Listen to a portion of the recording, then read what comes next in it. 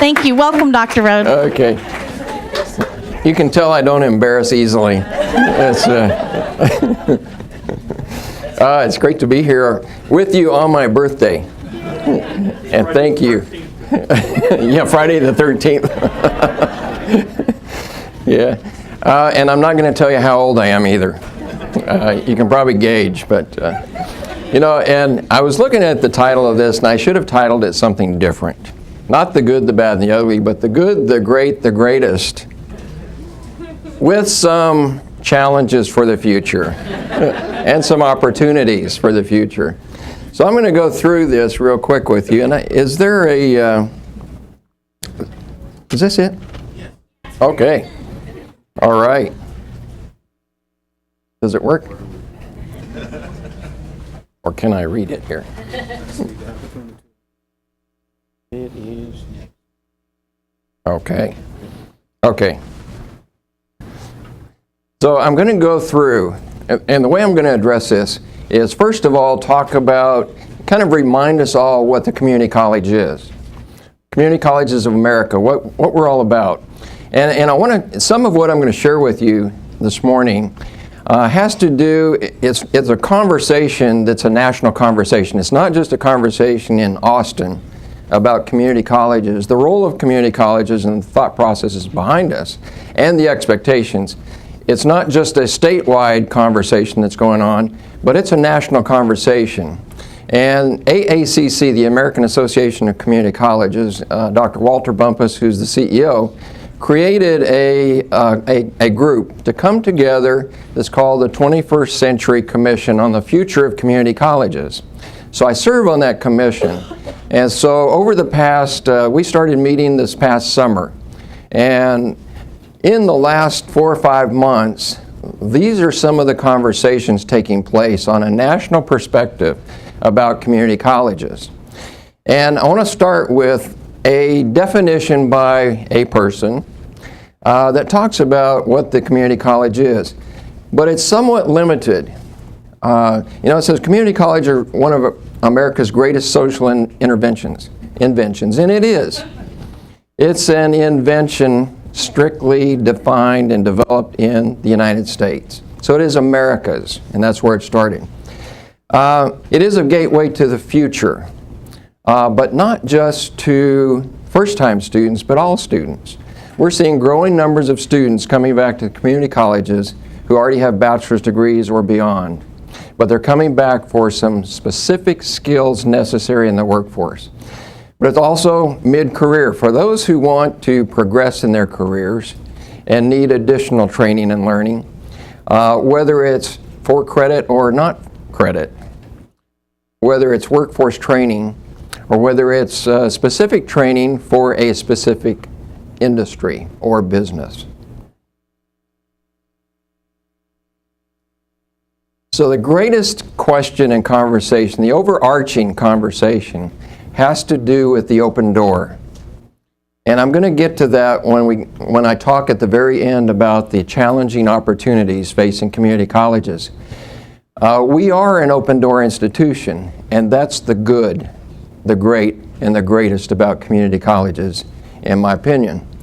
So we do have, under that broad definition, open door, we do have a commitment to accessibility. And we show that in many different ways. One of those is that by location, where we strategically locate campuses, and the fact that we've got multiple campuses.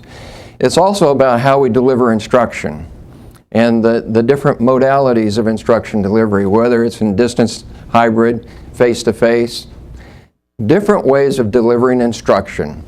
We have a commitment to affordability, and if you take a look at our tuition, we're about 1/4 or 1/5 of the cost of most of the universities in this regional area. So when students come to us and transfer, then they have a price tag shock because it's quite significantly different. That's going to be one of the things that we talk about under the open door as to a challenge. We deliver dual credit, early college start, in the high schools, and we don't charge for that.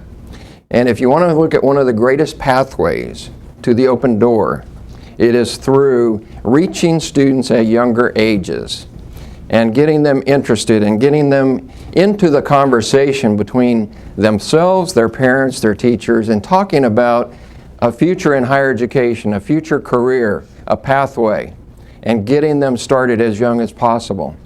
Because if we wait until their senior year, or if we wait until after they graduate from high school, that is way too late. And specifically, if you take a look at across the state of Texas and nationally, take a look at the numbers of students who start the 8th grade, and if they don't have a plan, and if they don't have a goal in mind that includes higher education, we see less than 50% of them in the 12th grade class. That cannot be. And we have a mission, we have a commitment to make sure that we work with K through 12 institutions so that we give some pathways. We open the doors of opportunity and we provide incentives to students so that they can have a goal, they can achieve a dream. Regardless of whether they have the support of their parents or not, we can put in place an avenue for success.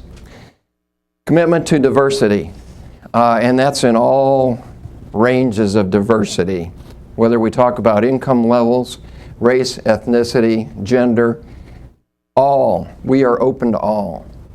And we've got to continue that commitment, regardless of age, too.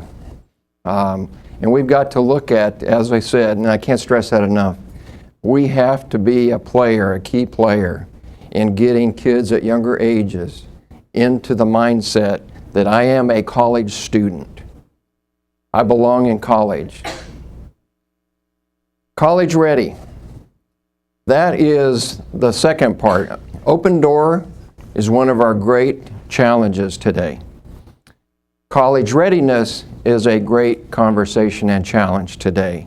And I'm going to spend a lot more time on those two areas at the end of this conversation. So we're talking about developmental education. So within college readiness, developmental education is the key conversation, question of community colleges and whether or not we're successful. And I'll tell you about a couple of conversations I had just this week with some key business leaders. And there is some real confusion, I will tell you, about developmental education. There's real confusion about completion. There's real confusion about articulation. And so we're going to spend a lot more time talking about that in just a little bit. Strong support for our students. And that's the key to success. When our students show up, it is everybody's job in the college to make sure that it is the institution that students feel that they belong at and that they can be successful within that environment. And so we have that commitment at ACC. And I'll tell you, everywhere I visit, within the college, outside of the college, I hear stories after story after story about what a difference somebody at ACC made in turning their life around and helping them achieve their goals, their dreams. So I won't go through all of these. We have great resources available to everyone who comes to us. We have great faculty and staff spread throughout the institution at all the campuses and beyond. And we really make a difference. And I hear a lot of those stories. And I want to thank you, take the time right now to say thank you for making the difference. And we'll get into some of the questionable items, but we are responsive to the community. And that's why community is in our name. Austin Community College.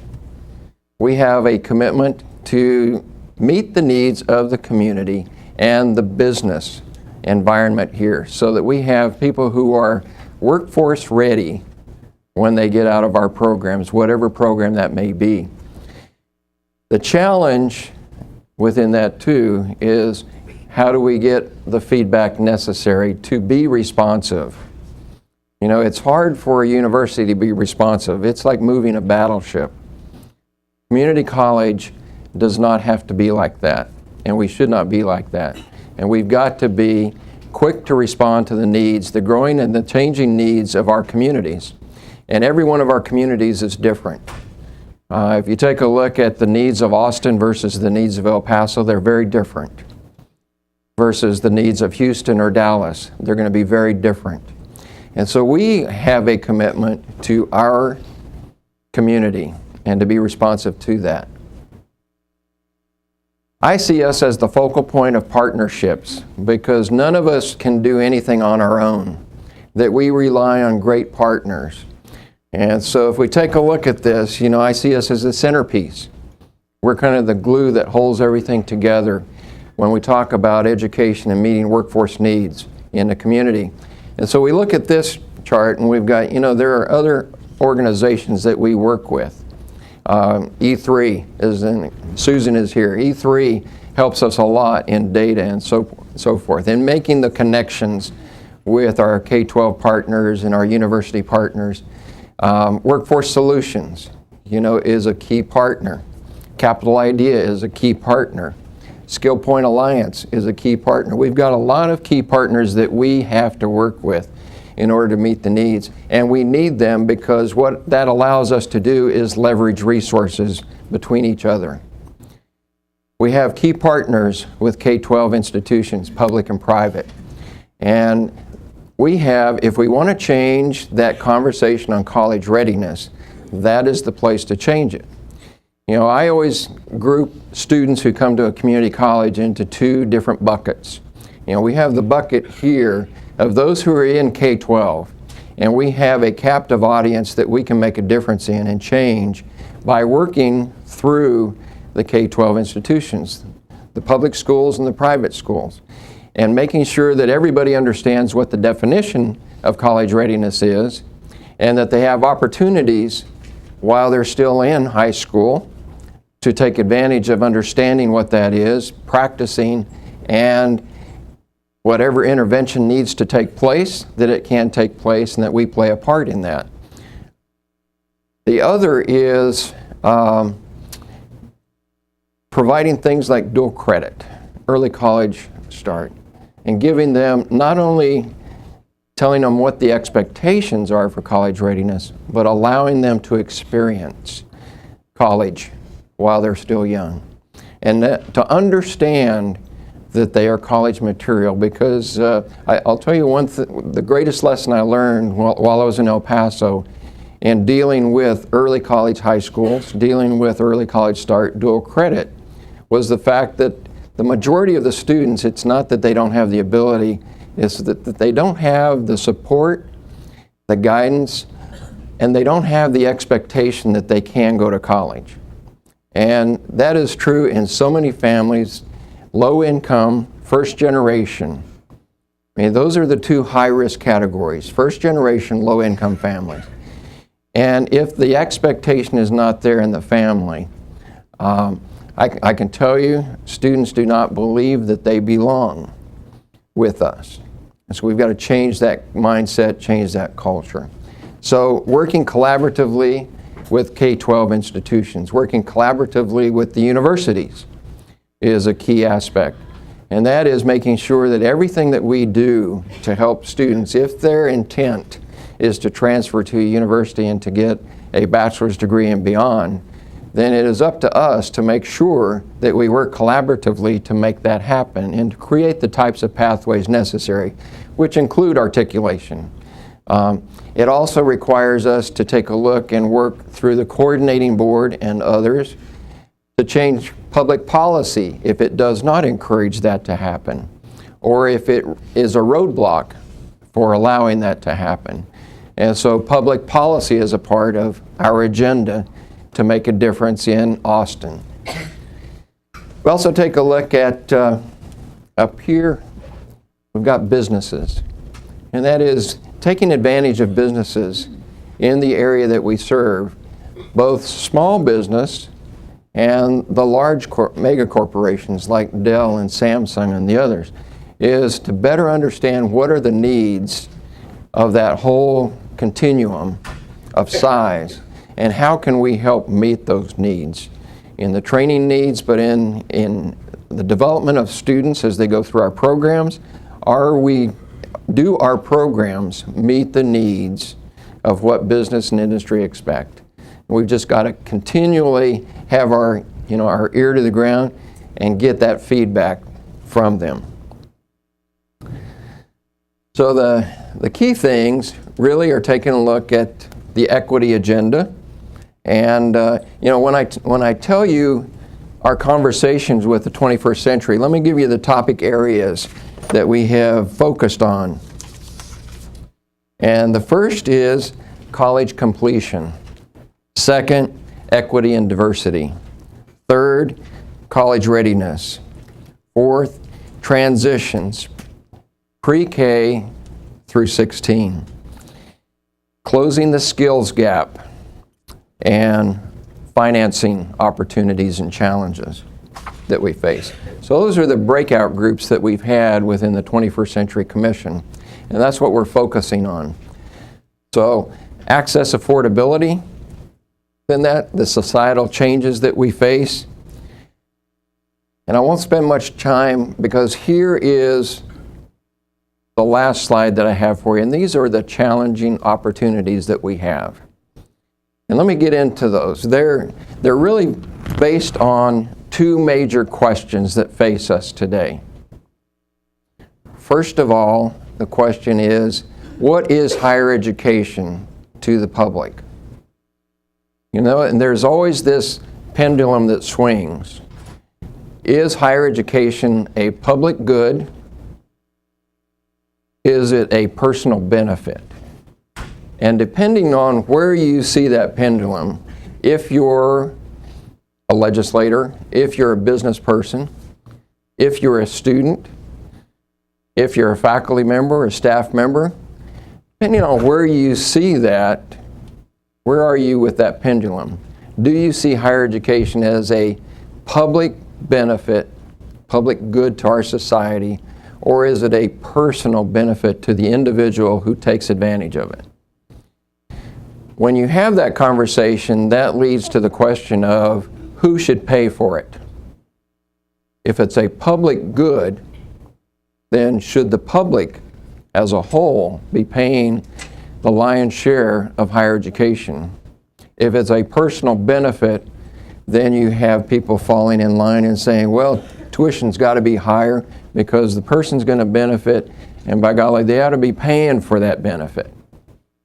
And that's where we find ourselves today. If you go back to the 1960s, and when community colleges were sprouting up across the country, 60s and 70s, I would say that legislation reflected the pendulum on the side of public good. Now, and in the 60s and 70s, if you take a look at community colleges across the country, what percent of our budget was funded by tax dollars, by state appropriation? And what you would find in the 60s and 70s, that about somewhere in the neighborhood of 80% of community college budgets across the country were funded by state appropriations. Now you look today, move into the 2000s, and take a look at what percent of community college budgets across the country are funded by state appropriations. And you'll find it's below 20% now and dropping quickly. And you take a look at some states, like the state of Arizona, and it's down below 5% now. And so you find out that the answer to that question through legislative processes, through public input, has been higher education really is a personal benefit now. That's how it's considered. And no longer is it considered a public good. And I would have to challenge that. And we do. And that's a hard battle in the economy of today. But that's kind of the crux of the question. So the next question is, should a community college be an open-door institution? And I had a conversation yesterday with a business leader who asked that specific question and said, basically, are all students really meant to go to college? And my question to him is, who should determine that? I mean, who's going to make that choice? Is that up to us? Is that up to legislatures? Shouldn't we, in our society, if a student, if a person has a desire, has the will to learn, should we not accommodate that and find ways to do that? And I have to say, we've got to do that, because I just came from a community that right across the Rio Grande River is Juarez, Mexico. And the thing about education and the ability to achieve a higher education and to achieve your dreams fills people with hope. If they can see hope and they can strive for it, they will work as hard as they can. If they have no hope and they don't see a future, then it results in a community and an environment, a civilization that's chaos. And that's exactly what has happened to Mexico and Juarez specifically. There's a lack of hope. And so we have to, I say, we as community colleges are the providers of hope to our community. And we've got to take every opportunity possible. So I looked at some of our student stories. And one of the stories that's in this write-up that Marketing and Public Relations put out talks about a student who dropped out in 6th grade. And she understood that she had to go back and get an education. So she went through adult basic education. She attained a GED. Then she met the requirements to go through developmental math. And then she was admitted into the nursing program. She's on track to be a registered nurse. Came to us with a 6th grade education. Now, in my conversation with this business leader, and his definition is that that person should not be served. And the conversation then goes on to adult basic education. Who should be providing that? Should the community college? And my question was, if we don't do it, who's going to do that? I mean, the public schools don't have an obligation to do that. Where are they going to go? Are we going to disenfranchise a complete portion of our society, of our community? Or are we going to be the ones who make a difference? And we're going to be the ones that make a difference. So the next question from this business leader was, well, you know, your developmental education, the results of developmental education at the community colleges is horrible. You know, the students who enter into the community college through developmental ed and those who complete is pathetic. Shouldn't we outsource that to a private for-profit?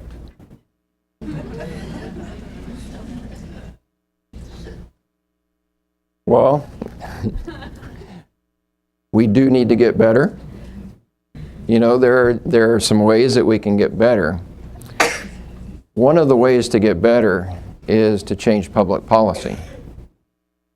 And one of the ways that public policy stands in the way has to do with what I was just talking about, and that's adult basic education versus developmental education. Adult basic education funding does not go through higher education. At ACC, we are fortunate enough that we have had to bid for it, and we have received ABE funding from TEA. However, that's not true in most communities in Texas. And so if you take a look at adult basic education in most communities in Texas, it's not delivered through the community college. We are very fortunate that we are the providers, and we do a darn good job. But yeah, take a look at the community of El Paso now. the community college there is not the provider of adult basic education. That funding goes through the 12 local school districts. And by the time it gets filtered out to the districts, and then from the districts to the schools, to the various school sites, there is nothing left but to provide punch and cookies. And that was what I was told by a local civic group.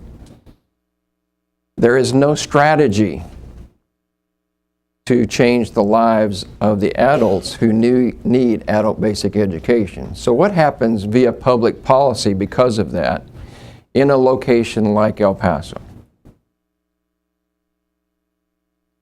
We assess the students when they come to the college. And there are 3 different levels of developmental math.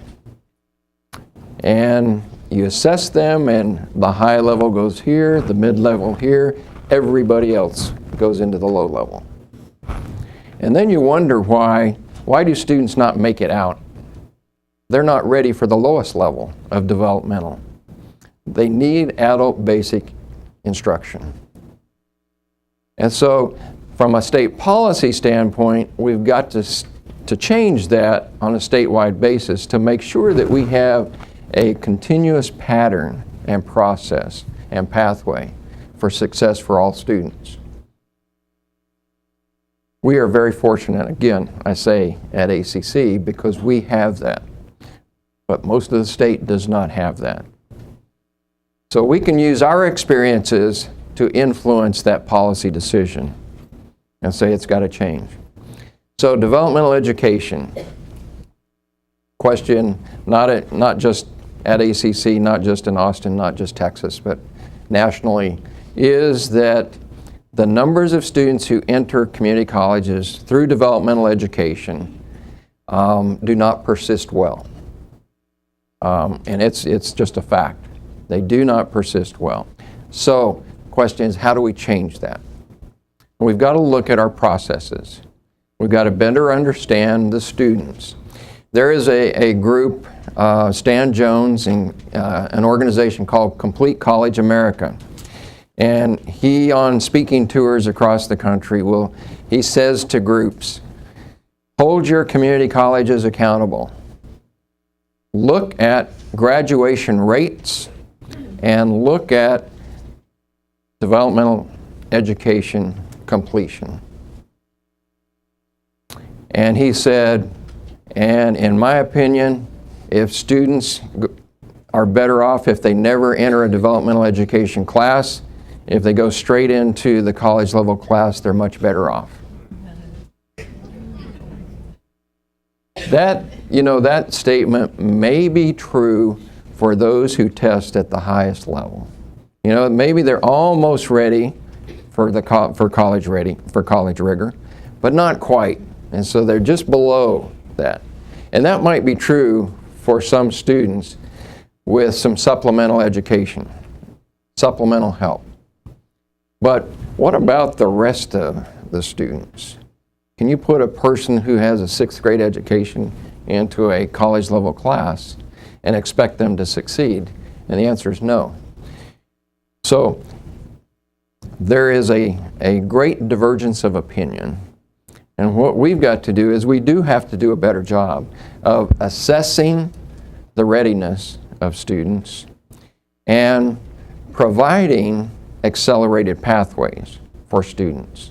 Because that's the other concern, is the length of time to graduation, the length of time through developmental education.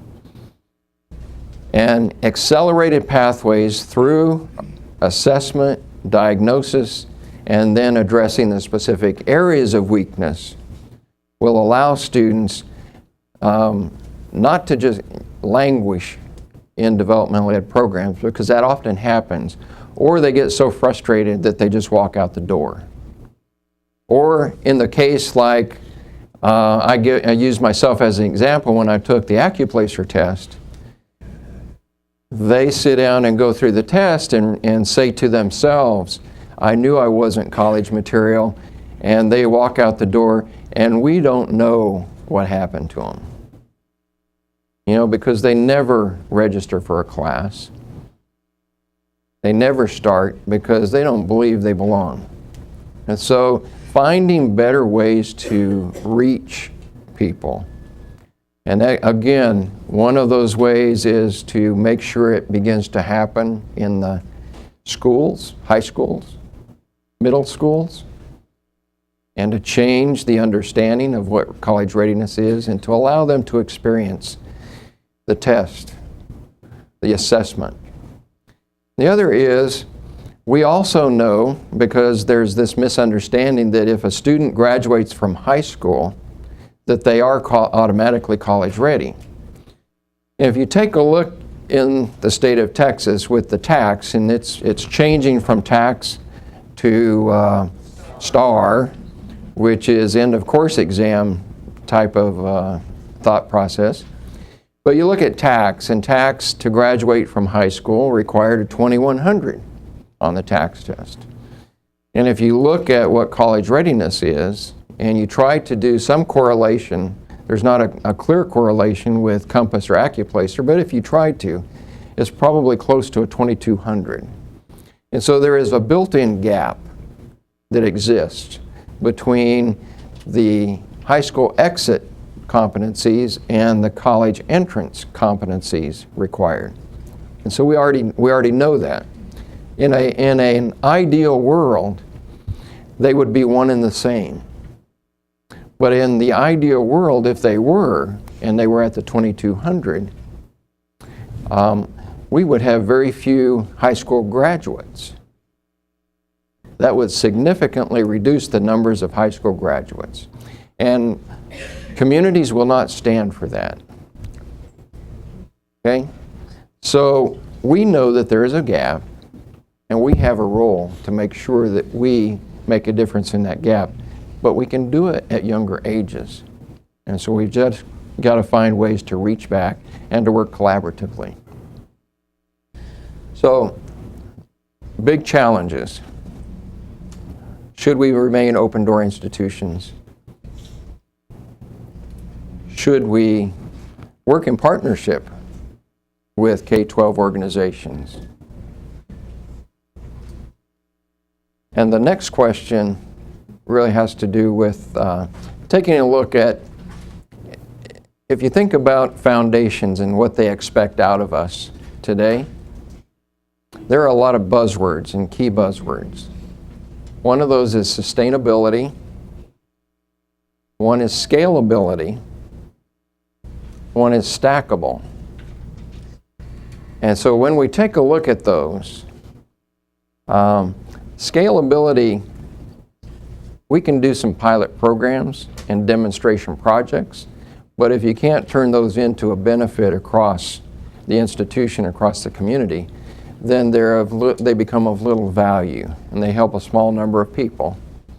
And it's good to focus on those to see how you can scale it across. And then the second is, if you can scale it across, can you sustain it from a cost-benefit standpoint? So is it scalable? Is it sustainable? The other piece is, can you look at stackable competencies?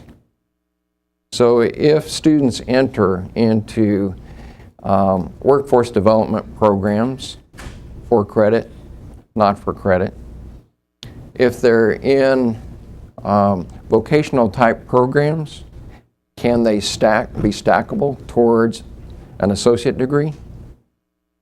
Likewise, can they be stackable towards a bachelor's degree at some point in time?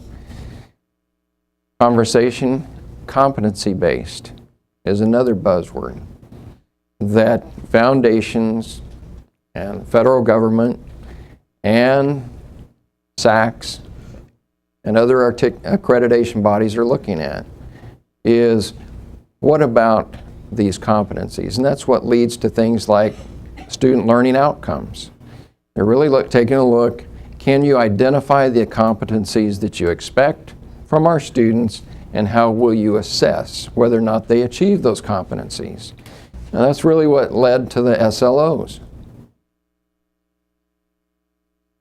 And then you take a look at the QEP as a part of accreditation, And that's start with a small pilot, but find out how you can develop something that makes a real difference, and how can you then scale it across the institution. So our QEP is going to focus on Emporium model for mathematics. So what can we do in an Emporium model that really is intended to be an accelerated model and help students progress at a faster rate so they don't slip through the cracks or walk out the back door? And how can we help them be successful in a different model? And then is it scalable across the institution, at all campuses, at all sites?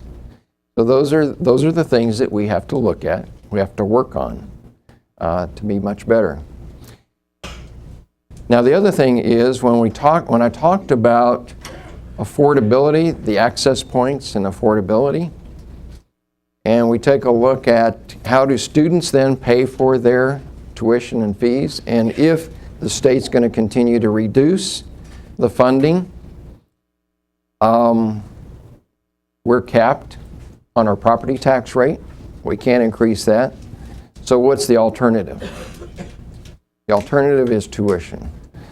So now we get back into the affordability question, and how do students pay for their education? And as we raise tuition, then if students qualify for Pell Grants, that helps. And at a community college today, the Pell Grant, if they qualify for a full Pell Grant and they're a full-time student, they get somewhere in the neighborhood of $2,200. And they'll pay their tuition, about, half of that, plus books. They still have a little bit of money for childcare or transportation, but not a lot. They go to a university, that doesn't even cover tuition. It doesn't even cover half of their tuition. So what are students today doing? Low-income students and middle-income students, they're taking out debt. Either they're taking out debt or they're working full-time and trying to go to school at the same time, and they're struggling. So larger numbers of students are taking out debt. And so this year, for the first year in the history of the United States, student loan debt exceeds credit card debt. And if you take a look at the average amount of debt that students are accumulating for higher education, in many cases there is no way that they will earn enough to make a livable earning, pay the debt, keep food on the table, and try to have a family. So that is why some people ask me, when I think about all of these various pieces of the puzzle called community college, why do I get so passionate about things like dual credit or early college high schools? I think about students' inability to afford education, and how can we leverage resources between various entities to provide pathways, to open doors, so that students don't have to commit to that kind of debt. And we can get them in here. And I will tell you, if a student starts through an early college start program, through an early college, high school, I guarantee you we have just significantly increased the odds that they will get an associate degree and a bachelor's degree. Significantly increased it. I was visiting with a good friend of mine, is the new chancellor of the Western Governors University, Texas, which is strictly a competency-based institution. And they want to work in collaboration with us. And one of the pieces of information that he told me was that based on their data, nationwide WGU data, that a student who goes to them for a bachelor's degree, who already has an associate degree, the persistence rate to the bachelor's degree completion for that student is between 90 and 95% if they already have the associate degree. If they have college credit but less than an associate degree, it drops from 90 to 95% down to 60 to 70%. Completion matters. So my next point is, if completion matters, shouldn't public policy reflect that? So if we expect students to graduate, to have an associate degree, a certificate, shouldn't public policy encourage that to happen? And today in the state of Texas, it does not. What is the benefit for a student if their goal is to get a bachelor's degree? What is the benefit to get an associate degree? There are no incentives provided to a student to do that. So when we then see the billboard that says ACC 4% graduation rate, is that a good use of taxpayer money? One of the responses is, do we have the right public policy? Because take a look at the states of Florida, North Carolina, and California. And there are incentives built into public policy that encourage students to complete their associate degree before they transfer. And why does that public policy exist? Because what they have seen and what they have found out through data is that if students do complete an associate degree, the odds have increased significantly that they will complete a bachelor's degree. So one of the things we have to change here in Texas is public policy, and that is to support, to value earning a certificate, to support and value earning an associate degree, and to have some incentive for students to complete what they start. And we've got some proposals for that. And I asked this business leader, who is fairly questionable about community colleges, to support us in changing public policy. Because if you want to see an outcome, if you have expectations on increasing graduation rates, then we've got to change public policy. But we also have to make sure everybody understands the calculation of the metric that we use. So in graduation rates, the metric used is first-time, full-time entering student in the fall. So if you take a look at that and you slice our population of students at ACC, how many students are we really talking about that fit into that category? 45,000 students attending ACC. How many of those students would fit into that category? 1,800 students. Now, of those 1,800 students who fit into that category, what do you think their goal was? Why are they first-time, full-time students at ACC? Their goal is a bachelor's degree in most cases. So if you don't consider transfer rates, and you just say graduation rates, and you limit it to that narrow population, you're saying that only less than 5% of our population really count when we're talking about graduation rates. The rest of them really don't count. And you probably, maybe you've seen it, online on the webcast or something, but I always use myself as an example. I use my family as the example in that. And, using myself, I started at a community college as a first-time, full-time student. But I didn't complete. I didn't get an associate degree. I went there 1 year, and then I went to the university. And so when we look at graduation rate metrics, if that's the sole metric, then I'm a failure for that community college, because I'm in the denominator, I'm not in the numerator. I'm a 0 in the numerator because I didn't complete. So I'm held against the community college. At the university, I was not a first-time, full-time student. And so I don't count at all. I'm not in the numerator or the denominator. I just don't count. And then I looked at all of my kids. And of 4 children, all of who have at least a bachelor's degree, only one of those children count to some institution as a success. and that was my oldest daughter. My oldest daughter did what a lot of legislators today, business leaders today, think is the traditional pathway. Graduate from high school, go to a university, graduate 4 years later. Okay, my oldest daughter did do that, and she's counted as a success. The rest of my kids don't count as successes. You know, my second daughter went through something very similar to an early college high school. So she had her associate degree by the time she graduated from high school. And then 2 years later, she graduated with a bachelor's degree and was immediately hired to work at the University of Utah Hospital. And so if I take a look at Kristen, because she never started at the community college as a first-time full-time student, she started through dual credit. It never counts. Even though she received her associate degree, she doesn't count.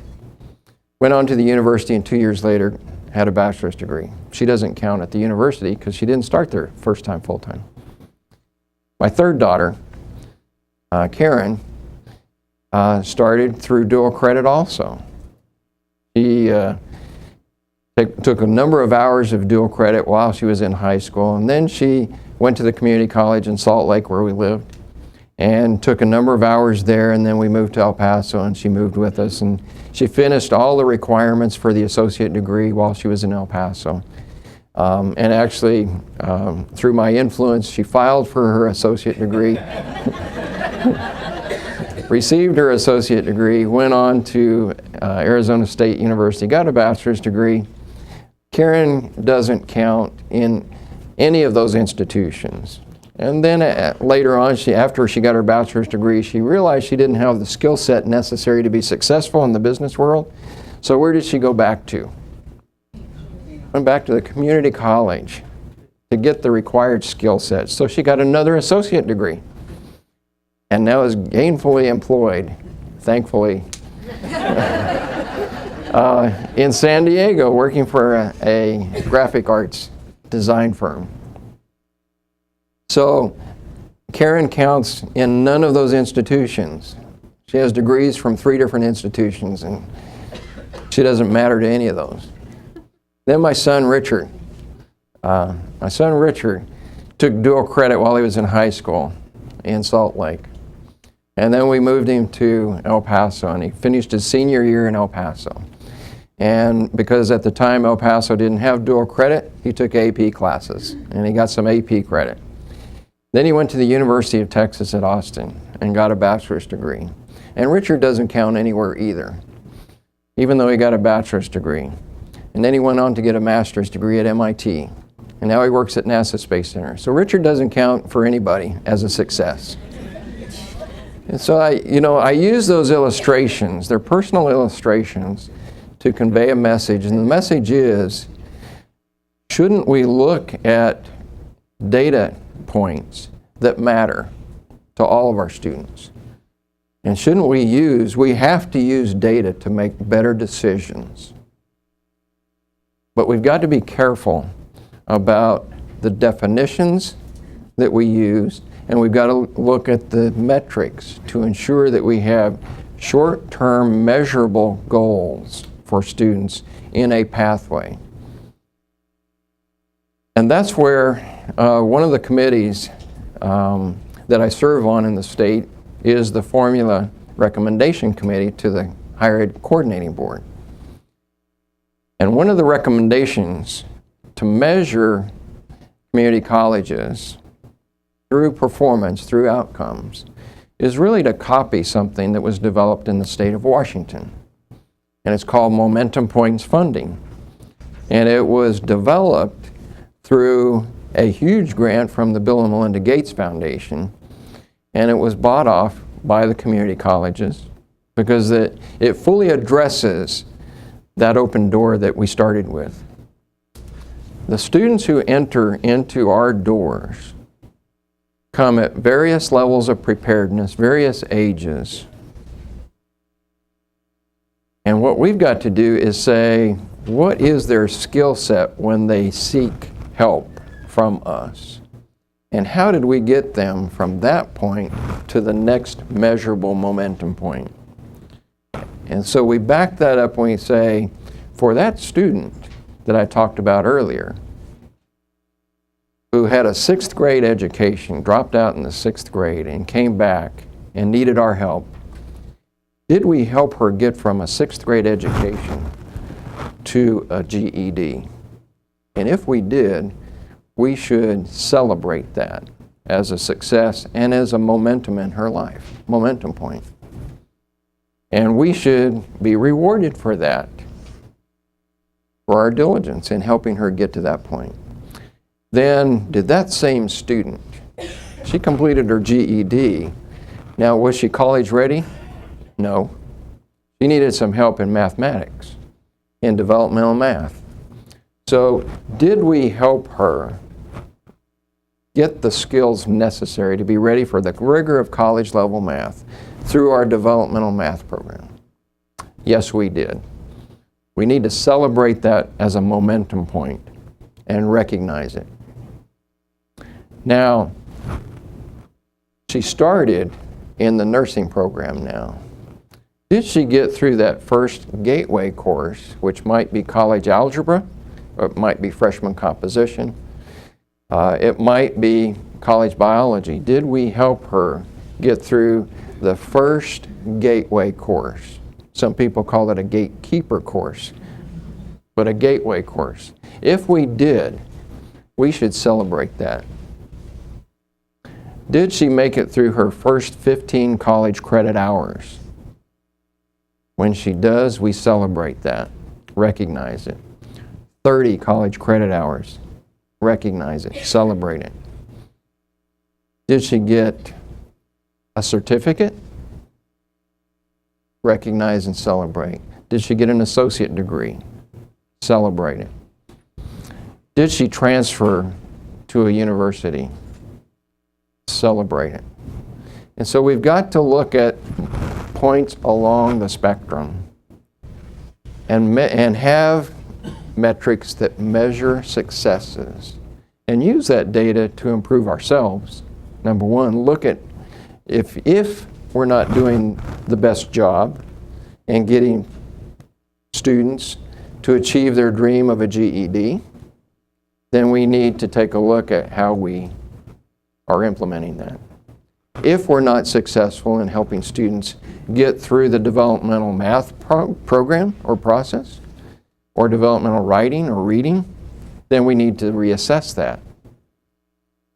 If we're not helping students get through their gateway courses, we need to reassess that. But we need to have the data, use the data, and make a difference. But we also have to keep in mind, these are points to celebrate and to recognize student persistence and the job that every single person in here plays in making that student persist from one level to the next. And every single one of us plays a role in making that happen. It's creating the culture, creating the feeling that you belong and we care whether you're here or not. If we do that, students, I guarantee you, will persist. And so I'll close with that and say thank you, but I'll also take the opportunity for any questions that you might have. Yes? About what percentage do we get from public funding? It just went below 20%. State appropriation just went below 20%. And if you look at community colleges in the state of Texas as short a time span as 10 years ago, it was closer to 50%. And we're in for one more bad legislative session. While tax revenues are increasing, and they're better than they were a year ago, they're not where they were 3 years ago. And so we'll probably have one more pretty traumatic legislative session facing us. Yes? Would it be possible for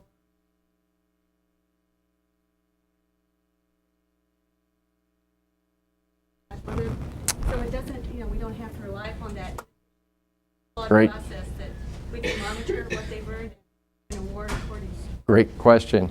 Question was, can we award certificates and associate degrees without students going through the filing process, basically, that we just award it automatically once a student meets the requirements. And yes, we need to do that. We need to work to make sure that we can do that. Not only that, but until we get public policy changed so that there is an incentive for students to finish what they start at the college, then we also need to work towards reverse transfer, the relationship with universities, so that when a student completes the requirements for an associate degree with combined hours from ACC and the University of Texas or Texas State or whoever, that we have an automatic transfer, reverse transfer of their credits that would qualify them for the associate degree and automatically award it. So yes, I would like to see us do both, is to automatically award and to have reverse transfer agreements with the four-year institutions. Yes? Thank you for a very informative morning. Thank you. I'm curious about the business you say wants to know the public versus private presentation you make. Interesting.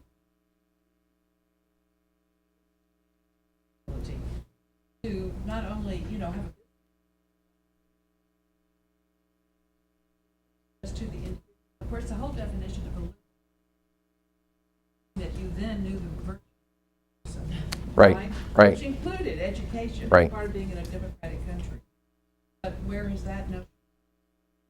Business line, and of course we know, like you said, the money's prisons and instead of education. So we can't educate everyone, but everyone would want to educate. Right. Really. Right. So I guess I'm asking a question.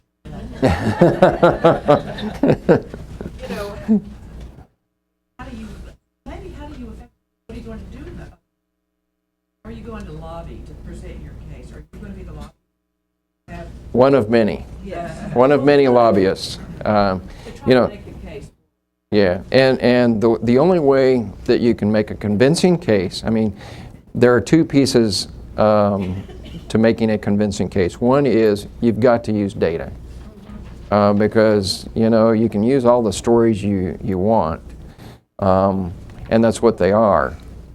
And they're good and they're compelling, but you have to use those in addition to the data. And so we've got to have good, solid, arguable data to make the convincing argument, compelling argument, and then have the stories associated to that.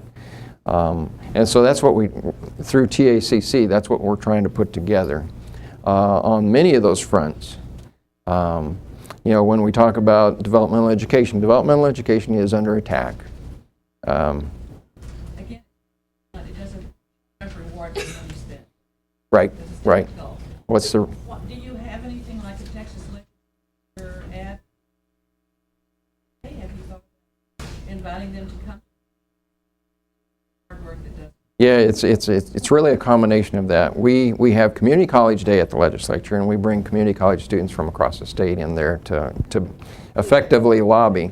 But throughout the year, I think all of us have an obligation to bring legislatures on campus to have those constant conversations with the Kirk Watsons of our communities. Yeah, to work the Judy Zaffarinis, the Dan Branches. And so we do that. And it's a constant information exchange, a constant dialogue, and providing information, providing data with compelling stories behind the data. So data then that you think about is yeah. like your children? And some of the compelling data that we have to have are those momentum points. Right. Some of that data is not available. For instance, who collects the data on students who enter community colleges who need ABE and successfully complete ABE? The coordinating board does not have that data. Who are the students who complete our programs, our workforce programs, and go directly into the workforce.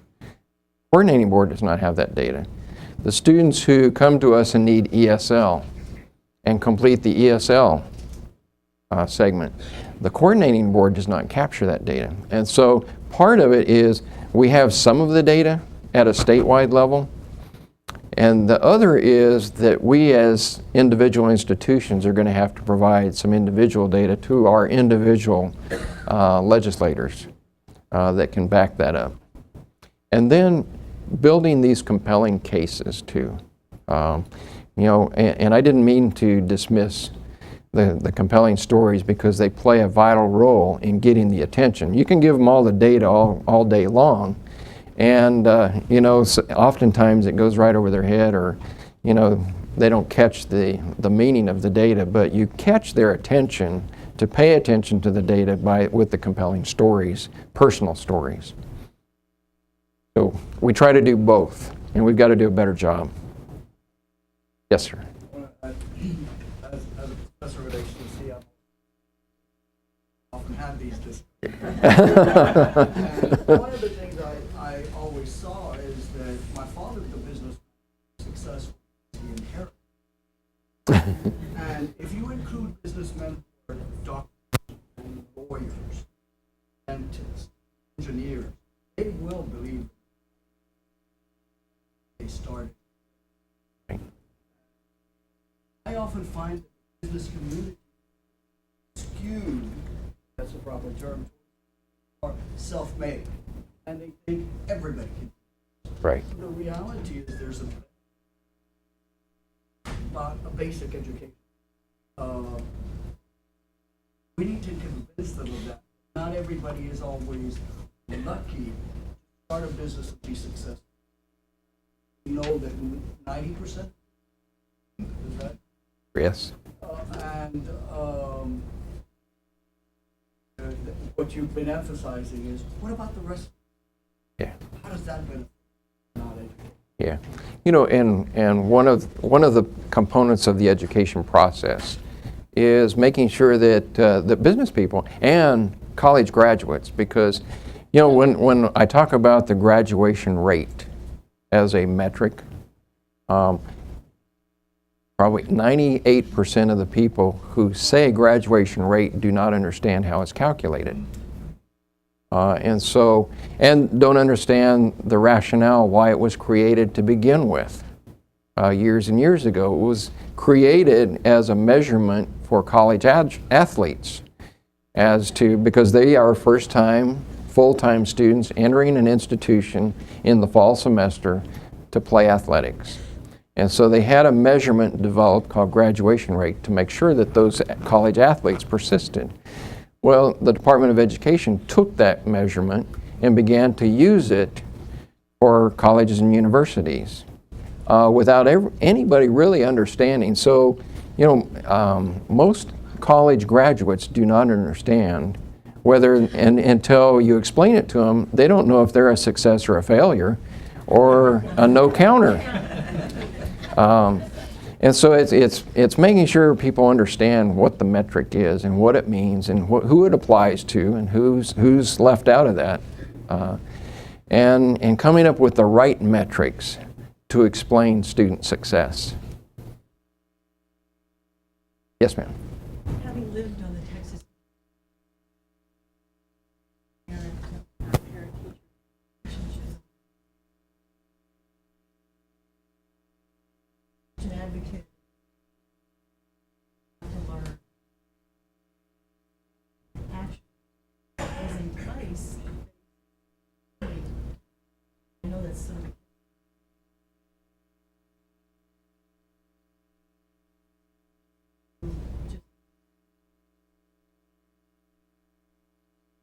Right. It's a real. Going with it. Another question for you. Okay. Her first question was, having come from the Texas-Mexico border and seeing the need to start at younger ages and working with students, what specifically is ACC doing to help make that happen? And through, if you take a look at the early college start and now we have 2 early college high schools that we're working that are not the traditional early college high schools. We're taking complete traditional high schools and converting them into early college high schools, and that's not the typical model. Typical model, they're on a college campus, and you start with a freshman cohort and increase it over a period of time so that you start small and you grow it large. We started large. And I tell people, I'm thrilled that ACC decided to do this and bit this off, but this is a very high risk operation that we've got with our 2 early college high schools. But with high risk, if we do the job right, comes very high reward. And the 2 high schools we're working with are Reagan and LBJ, the 2 low-performing high schools in the AISD district. If we can make those into successes that the rest of the state and country come back and say, how did Austin do that? You know, taking a look at the data, the performance data of the high schools before, and then looking at it 4 years later, and then assessing how did ACC, how were they able to help AISD completely turn those high schools around? That's our goal, that's our job. So high risk, high reward, but it's a worthy effort because those 2 populations, highest percentage of low-income students, highest percentage of first-generation students. And so if we can make those, then there is no excuse for the successes of any other high school helping students move ahead and get into college. There's no excuse if you can do that with the 2 highest risk populations. You said K through 12. Yeah. And once they get to Right. almost lost. Right. You know, it's making sure that we have the right educational programs like our early childhood. And it sounds like, you know, for those of you who don't know, my wife is an educator. And she taught first grade for a number of years. And she teaches teacher education for a community college in New Mexico.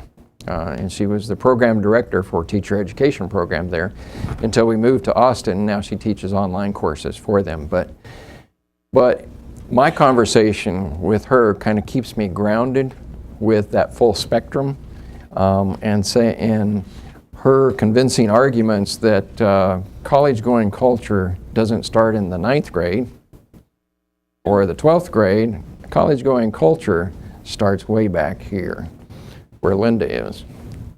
And that's creating the training programs with our students who can make that message come alive throughout the community as they graduate from our programs, but also instilling a model. And so it's working collaboratively and trying to create through a period of time that expectation at all levels.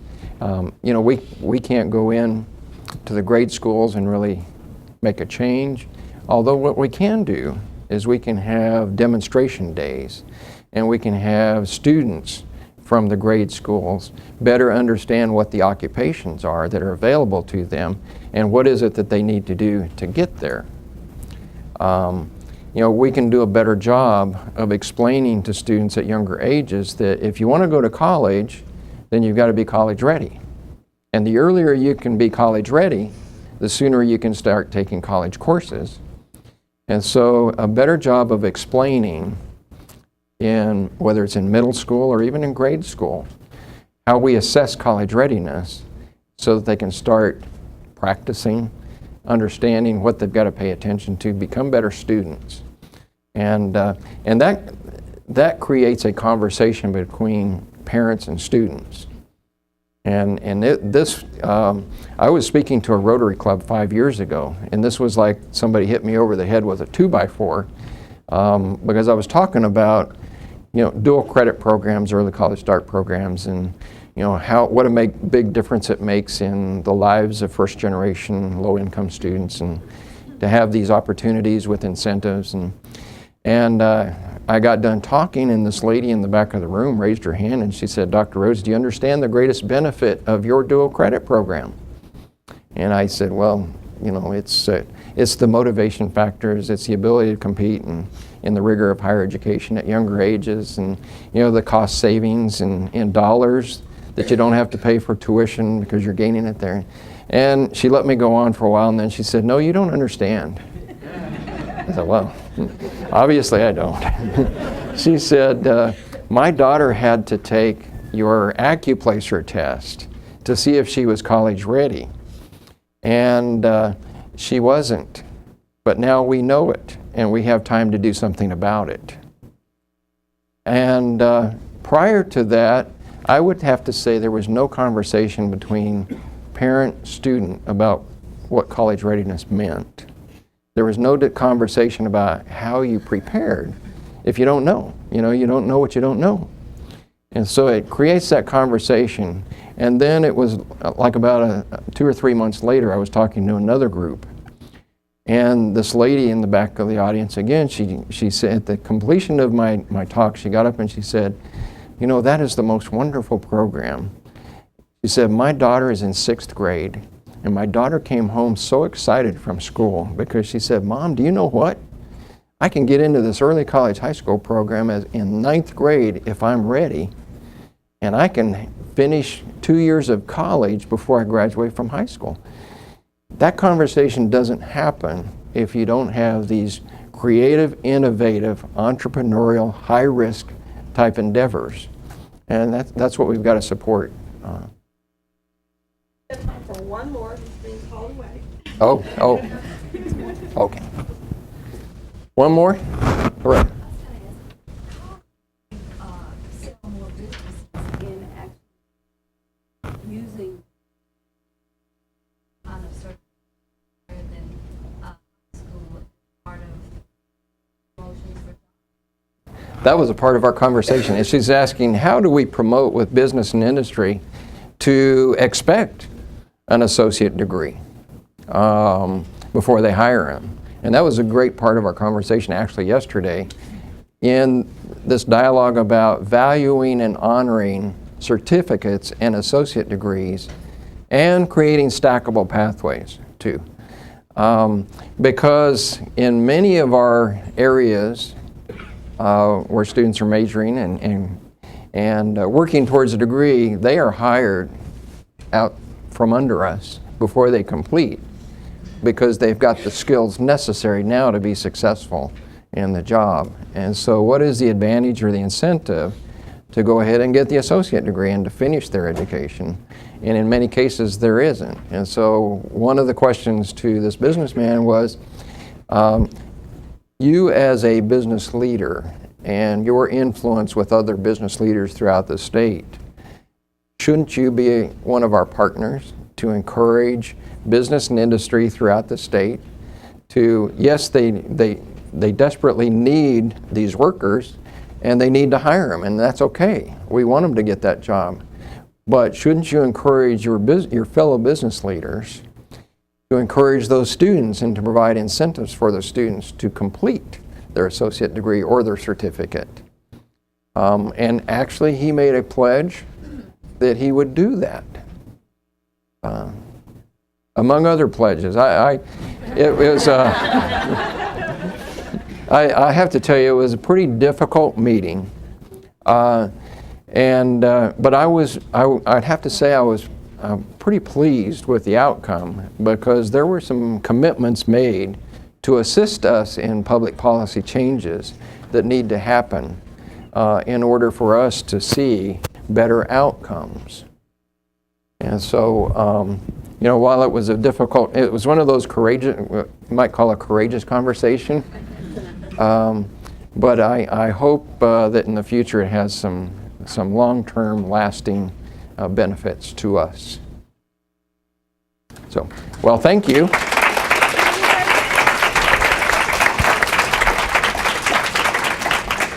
And thank you all for attending. We do have 2 separate of the same sign-in sheets out at the front table. And you can also drop off your completed evaluation forms on the front table as well. And so try to, make 2 lines out there. And if you don't have a form, we have blank forms on that table as well. So thank you very much. Oh, and don't fold the forms.